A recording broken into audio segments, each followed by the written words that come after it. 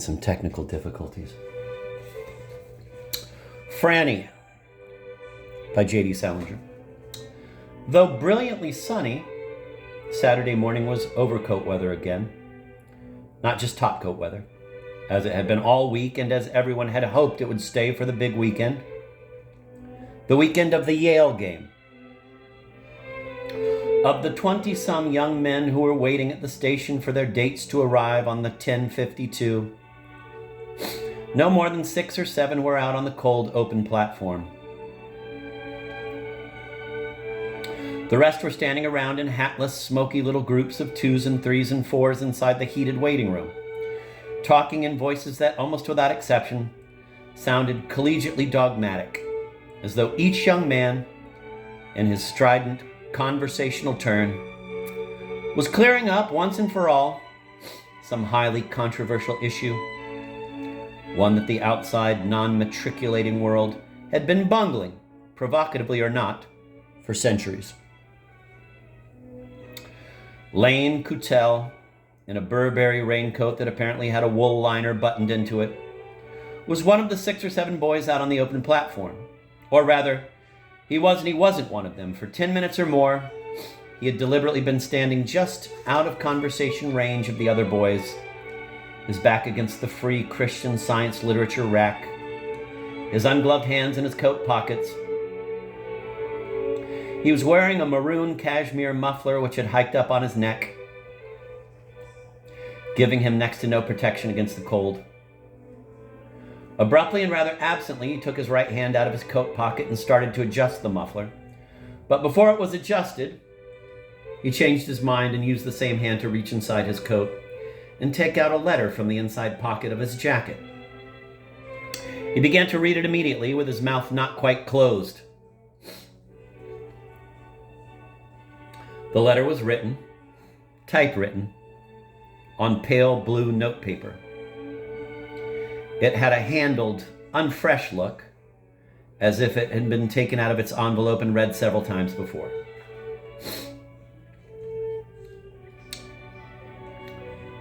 Quote, Tuesday, I think.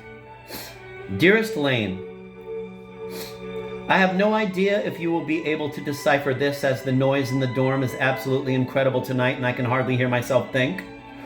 So if I spell anything wrong, kindly have the kindness to overlook it. Incidentally, I've taken your advice and resorted to the dictionary a lot lately. So if it cramps my style, you're to blame. Anyway, I just got your beautiful letter and I love you to pieces. Distraction, etc. And can hardly wait for the weekend.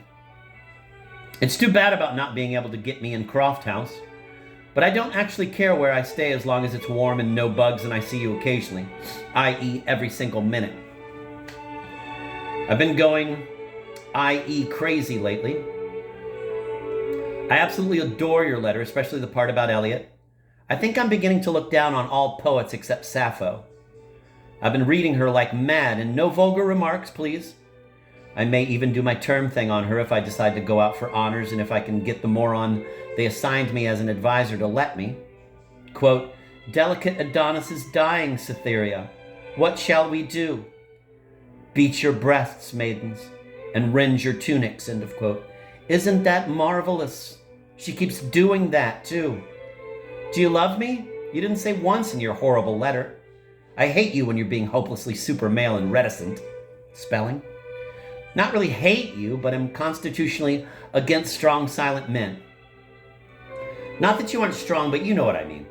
It's getting so noisy in here, I can hardly hear myself think. Anyway, I love you and want to get this off special delivery so you can get it in plenty of time if I can find a stamp in this madhouse. I love you, I love you, I love you. Do you actually know I've only danced with you twice? In 11 months? Not counting that time at the Vanguard when you were so tight. I'll probably be hopelessly self-conscious. Incidentally, I'll kill you if there's a receiving line at this thing. Till Saturday, my flower. All my love, Franny. XXXXXXXXXXXXXXXXX. End of quote. P.S. Sorry, open those quotation marks. P.S. Daddy got his x-rays back from the hospital and we're all so relieved. It's a growth, but it isn't malignant. I spoke to Mother on the phone last night. Incidentally, she sent her regards to you, so you can relax about that Friday night. I don't even think they heard us come in. P.P.S. I sound so unintelligent and dim-witted when I write to you. Why? I give you my permission to analyze it. Let's just try to have a marvelous time this weekend. I mean, not try to analyze everything to death for once, if possible, especially me. I love you. Signed, Francis, end of quote. Lane was about halfway through this particular reading of the letter when he was interrupted, intruded upon, trespassed upon by a burly set young man named Ray Sorensen, who wanted to know if Lane knew what this bastard Rilke was all about.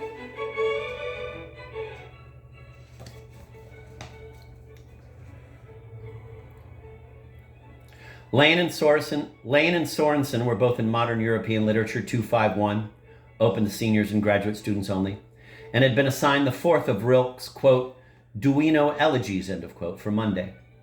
Lane, who knew Sorensen only slightly but had a vague categorical aversion to his face and manner, put away his letter and said that he didn't know, but that he thought he'd understood most of it. You're lucky, Sorensen said. You're a fortunate man. His voice carried with a minimum of vitality, as though he had come over to speak to Lane out of boredom or restiveness, not for any sort of human discourse. Christ, it's cold, he said, and took a pack of cigarettes out of his pocket. Lane noticed a faded but distracting enough lipstick streak on the lapel of Sorensen's camel's hair coat. It looked as though it had been there for weeks, maybe months, but he didn't know Sorensen well enough to mention it, nor, for that matter, did he give a damn. Besides, the train was arriving. Both boys turned a sort of half left to face the incoming engine. Almost at the same time, the door to the waiting room banged open, and the boys who had been keeping themselves warm began to come out to meet the train, most of them giving the impression of having at least 3 lighted cigarettes in each hand. Lane himself lit a cigarette as the train pulled in, then like so many people who perhaps ought to be issued only a very probational pass to meet trains, he tried to empty his face of all expression that might quite simply, perhaps even beautifully, reveal how he felt about the arriving person. Franny was among the first of the girls to get off the train, from a car at the far northern end of the platform. Lane spotted her immediately, and despite whatever it was he was trying to do with his face, his arm that shot up into the air was the whole truth. Franny saw it in him and waved extravagantly back. She was wearing a sheared raccoon coat, and Lane, walking toward her quickly but with a slow face, reasoned to himself, with suppressed excitement, that he was the only one on the platform who really knew Franny's coat. He remembered that once, in a borrowed car, after kissing Franny for a half hour or so, he had kissed her coat lapel, as though it were a perfectly desirable, organic extension of the person herself. "Lane!" Franny greeted him pleasurably. And she was not one for emptying her face of expression. She threw her arms around him and kissed him. It was a station platform kiss, spontaneous enough to begin with, but rather inhibited in the follow-through, and with somewhat of a forehead-bumping aspect. Quote, "Did you get my letter?" End of quote, she asked, and added almost in the same breath, quote, "You look almost frozen, you poor man. Why didn't you wait inside? Did you get my letter?" "Which letter?" Lane asked, picking up her suitcase. It was navy blue with white leather binding, like half a dozen other suitcases that had just been carried off the train. "You didn't get it? I mailed it Wednesday. Oh, God. I even took it down to the post. Oh, that one, yes. This is all the bags you brought? What's the book?" Franny looked down at her left hand. She had a small pea-green cloth-bound book in it. "This? Oh, just something," she said. She opened her handbag and stuffed the book into it, and followed Lane down the long platform toward the taxi stand. She put her arm through his and did most of the talking, if not all of it. There was something, first, about a dress in her bag that had to be ironed. She said she'd bought a really darling little iron that looked like it went with a dollhouse, but had forgotten to bring it. She said she didn't think she'd known more than 3 girls on the train: Martha Farrar, Tippy Tibbet, and Eleanor somebody whom she'd met years ago in her boarding school days, at Exeter or someplace. Everybody else on the train, Franny said, looked very Smith, except for 2 absolutely Vassar types and 1 absolutely Bennington or Sarah Lawrence type. The Bennington-Sarah Lawrence type looked like she'd spent the whole train ride in the John, sculpting or painting or something, or as though she had a leotard on under her dress. Lane, walking rather too fast, said he was sorry he hadn't been able to get her into Croft House. That was hopeless, of course, but that he'd got her into this very nice, cozy place. Small, but clean and all that. She'd like it, he said. And Franny immediately had a vision of a white clapboard rooming house. 3 girls who didn't know each other in one room. Whoever got there first would get the lumpy day bed to herself, and the other 2 would share a double bed with an absolutely fantastic mattress. Lovely, she said with an enthusiasm. Sometimes it was hell to conceal her impatience over the male of the species' general ineptness, and Lane's in particular. It reminded her of a rainy night in New York just after theater, when Lane, with a suspicious excess of curbside charity, had let that really horrible man in the dinner jacket take the taxi away from him. She hadn't especially minded that. That is, God, it would be awful to have to be a man and have to get taxis in the rain. But she remembered Lane's really horrible, hostile look at her as he reported back to the curb. Now, feeling oddly guilty as she thought about that and other things, she gave Lane's arm a special little pressure of simulated affection. The 2 of them got into a cab. The navy blue bag with the white leather binding went up front with the driver. We'll drop your bag and stuff where you're staying. Just chuck them in the door and then we'll get some lunch, Lane said. I'm starved. He leaned forward and gave an address to the driver. Oh, it's lovely to see you, Franny said as the cab moved off. I've missed you. The words were no sooner out than she realized she didn't mean them at all. Again with guilt, she took Lane's hand and tightly, warmly laced fingers with him.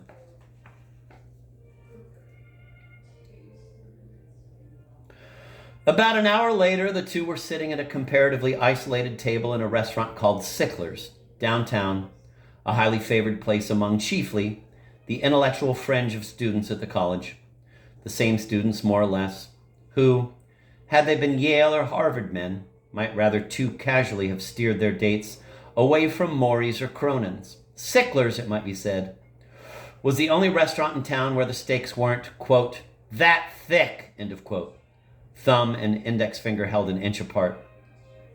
Sickler's was snails. Sickler's was where a student and his date either both ordered salad or, usually, neither of them did because of the garlic seasoning. Franny and Lane were both having martinis. When the drinks had been first served to them 10 or 15 minutes earlier, Lane had sampled his, then sat back and briefly looked around the room with an almost palpable sense of well-being at finding himself, he must have been sure no one could dispute, in the right place with an unimpeachably right-looking girl. A girl who was not only extraordinarily pretty, but so much the better. Not too categorically cashmere sweater and flannel skirt. Franny had seen this momentary little exposure and had taken it in for what it was, neither more nor less. But by some old standing arrangement with her psyche, she elected to feel guilty for having seen it, caught it, and sentenced herself to listen to Lane's ensuing conversation with a special semblance of absorption. Lane was speaking now as someone does who has been monopolizing conversation for a good quarter of an hour or so and who believes he has just hit a stride where his voice can do absolutely no wrong. I mean, to put it crudely, he was saying, the thing you could say he lacks is testicularity. Know what I mean? He was slouched rhetorically forward toward Franny, his receptive audience, a supporting forearm on either side of his martini. Lacks what? Franny said. She had had to clear her throat before speaking. It had been so long since she had said anything at all. Chelsea! Lane hesitated. Masculinity, he said. I heard you the first time. Anyway, that was the motif of the thing, so to speak. What I was trying to bring out, in a fairly subtle way, Lane said, very closely following the trend of his own conversation. I mean, God! I honestly thought it was going to go over like a goddamn lead balloon. And when I got it back with this goddamn A on it, and letters about 6 feet high, I swear I nearly keeled over. Franny again cleared her throat. Apparently her self-imposed sentence of unadulterated good listenership had been fully served. Why? She asked. Lane looked faintly interrupted. Why what? Why'd you think it was going to go over like a lead balloon? I just told you. I just got through saying this guy Brugman is a big Flaubert man. Or at least I thought he was. Oh, Franny said. She smiled. She sipped her martini. This is marvelous, she said, looking at the glass. I'm so glad it's not about 20 to 1. I hate it when they're absolutely all gin. Lane nodded. Anyway, I think I've got the goddamn paper in my room. If we get a chance over the weekend, I'll read it to you.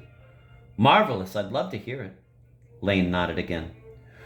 I mean, I didn't say anything too goddamn world-shaking or anything like that. He shifted his position in the chair. But I don't know. I think the emphasis I put on why he was so neurotically attracted to the moat just wasn't too bad. I mean, in the light of what we know today. Not just psychoanalysis and all that crap. But certainly, to a certain extent, you know what I mean. I'm no Freudian man or anything like that, but certain things you can't just pass over as capital F Freudian and let them go at that. I mean, to a certain extent, I think I was perfectly justified to point out that none of the really good boys, Tolstoy, Dostoevsky, Shakespeare, or for Christ's sake, were such goddamn word squeezers. They just wrote. Know what I mean? Lane looked at Franny somewhat expectantly. She seemed to him to have been listening with extra special intentness. You gonna eat your olive or what? Lane gave his martini glass a brief glance, then looked back at Franny. No, he said coldly. You want it? If you don't, Franny said. She knew from Lane's expression that she had asked the wrong question. What was worse, she suddenly didn't want the olive at all and wondered why she had even asked for it. There was nothing to do, though, when Lane extended his martini glass to her, but to accept the olive and consume it with apparent relish. She then took a cigarette from Lane's pack on the table, and he lit it for her and one for himself. After the interruption of the olive, a short silence came over the table. When Lane broke it, it was because he was not one to keep a punchline to himself for any length of time. This guy Brugman thinks I ought to...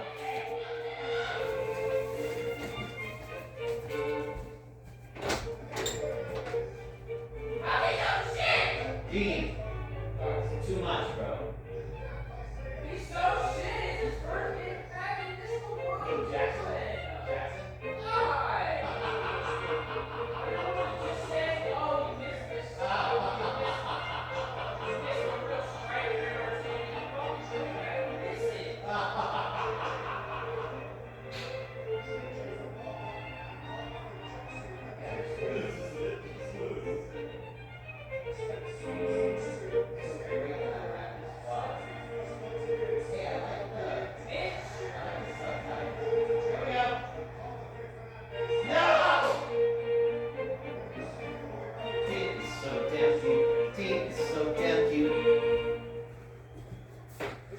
Dean is so damn cute. Dean is so damn cute.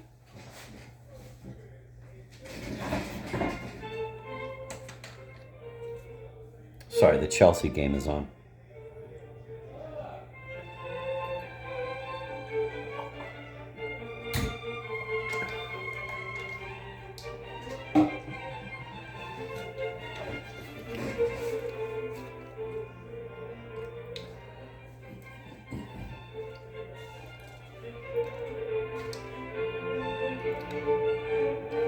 After the interruption of the olive, a short silence came over the table. When Lane broke it, it was because he was not one to keep a punchline to himself for any length of time. This guy, Brugman, thinks I ought to publish the goddamn paper somewhere, he said abruptly.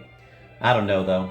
Then, as though he had suddenly become exhausted, or rather, depleted by the demands made on him by a world greedy for the fruit of his intellect, he began to massage the side of his face with the flat of his hand, removing, with unconscious crassness, a bit of sleep from one eye.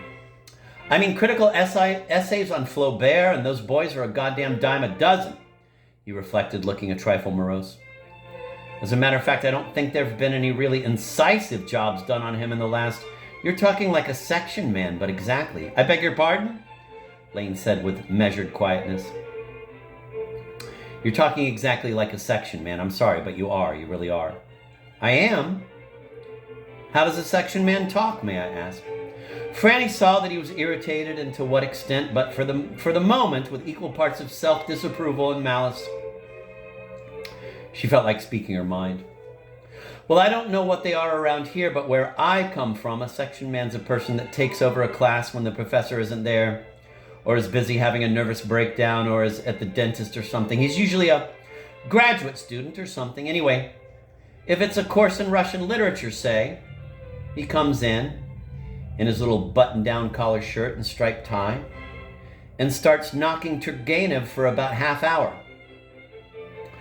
Then, when he's finished, when he's completely ruined Turgenev for you, he starts talking about Stendhal or somebody he wrote his thesis for his MA on. Where I go, the English department has about 10 little section men running about, ruining things for people, and they're all so brilliant they can hardly open their mouths. Pardon the contradiction. I mean, if you get into an argument with them, all they do is get this terribly benign expression on their, "You've got a goddamn bug today, you know that? What the hell's the matter with you anyway?" Franny quickly tipped her cigarette ash, then brought the ashtray an inch closer to her side of the table. "I'm sorry, I'm awful," she said. "I just felt so destructive all week. It's awful. I'm horrible." "Your letter didn't sound so goddamn destructive." Franny nodded solemnly. She was looking at a little warm blotch of sunshine, about the size of a poker chip, on the tablecloth. "I had to strain to write it," she said. Lane started to say something to that, but the waiter was suddenly there to take away the empty martini glasses. "You want another one?" Lane asked Franny. He didn't get an answer. Franny was staring at the little blotch of sunshine with a special intensity, as if she were considering lying down in it.